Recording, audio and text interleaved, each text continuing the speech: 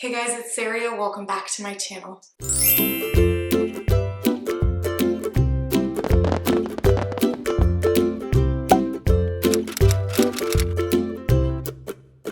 Today's video is a collaboration with a bunch of other Disney YouTubers.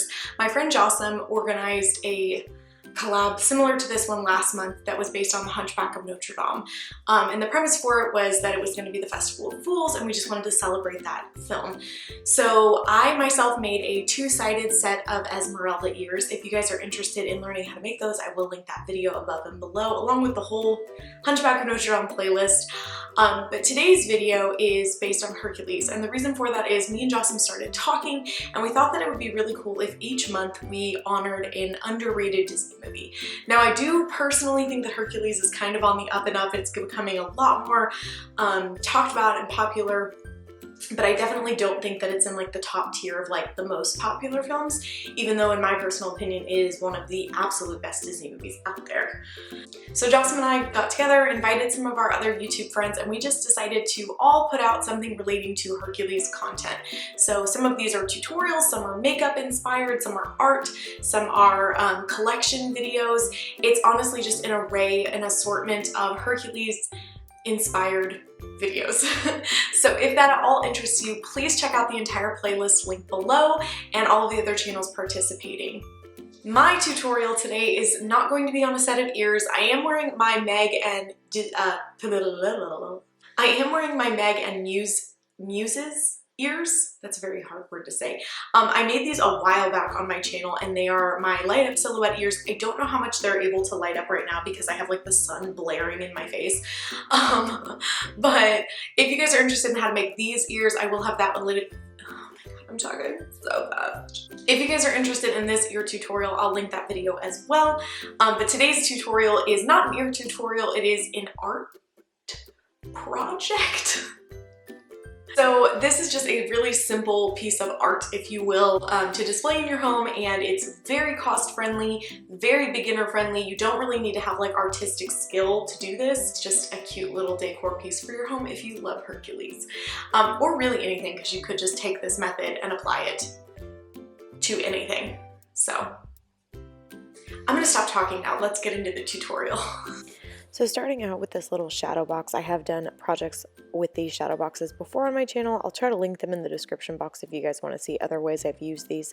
But I'm going to start by popping the frame off. These usually do pop off pretty easy. My best suggestion to you is just to keep your thumbs pretty close to the frame as you're popping out the back. And then I just popped off this little like cloud thing that was on it, and how I'm going to cover this is with some scrapbook paper from Hobby Lobby. This scrapbook paper I've had for a little while. It's blue and it's got white clouds on it. It actually reminds me so much of Toy Story, and that's originally why I picked it up. But I got an item in a box swap that I haven't posted yet, but I'm going to be using it for this craft because it was just too perfect not to use. So first I'm going to trace the backing onto that cloud paper, and then I'm just using my paper cutter to cut my little square out, and then to attach this to the back I'm just going to be using some Dollar Tree Mod Podge. I'm just going to squirt this onto the back of that backing. I don't even know what I'm saying. And then I'm just going to use a plain sponge brush just to make sure that I've got a really nice even coat across the back. Then I'm going to place down my scrapbook paper and just smooth it out, making sure there's no bubbles or wrinkles anywhere.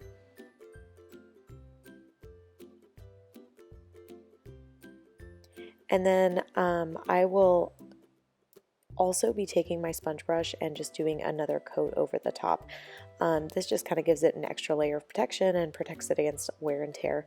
I didn't really want to drench the whole paper in Mod Podge. You can, I've done it before, but I don't know why, I was just feeling kind of weary of it this time around. So instead of putting the Mod Podge onto the backing itself on the top, I just squirted it into the brush itself and then gave it a nice coat on top. Next, we're going to be painting this frame white. Originally, I was going to leave it the wood color, but it just clashed too much. So I'm just going to be taking my white Rust-Oleum chalk paint.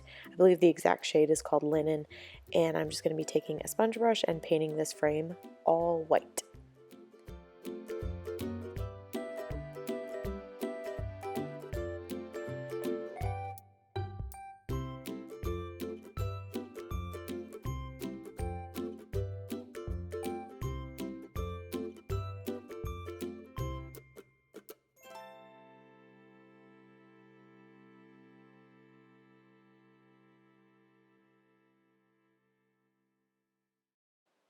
So now that all of that has dried, I went ahead and popped the back into my frame. I didn't glue it in, but you're always obviously able to do that. And next I tried something that I didn't end up leaving on, but I'm still going to show it to you guys. So I took some of my lightweight spackle. I've used this on a few other projects to make like fake frosting and stuff, and originally the plan was for me to put it on the frame because I thought that I could make it look kind of like a cloud, but I just really wasn't happy with how it turned out. I just wanted to show you guys the process in case you really liked it or wanted to use this for another idea that you might have.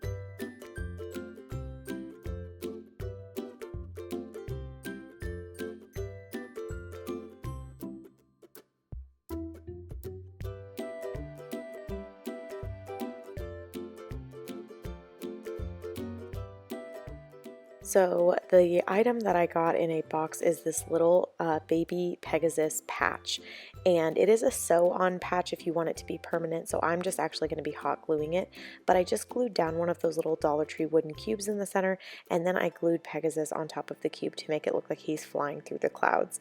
I know that this is kind of silly and it's so simple, it's like, why did I even make a tutorial on it? But baby Pegasus is my absolute favorite animal, and I really wanted to do something with him for this collab, so when I got this little patch as a gift, I knew I had to use it.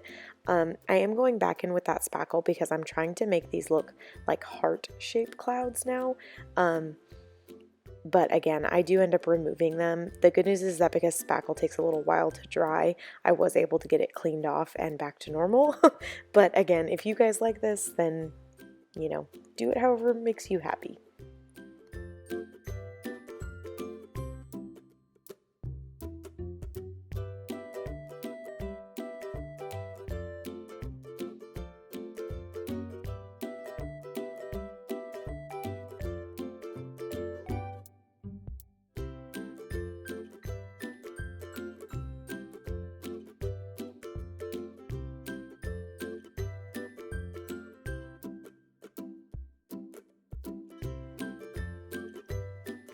So this is what it looked like when I was all done, originally with the spackle, and then I did just go ahead and use my hand to remove it, and this is what it looked like when I finished with it.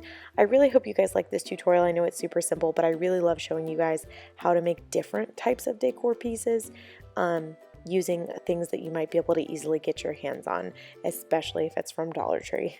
Be sure to go check out everybody else's videos, and I will see you guys in my next one. Bye!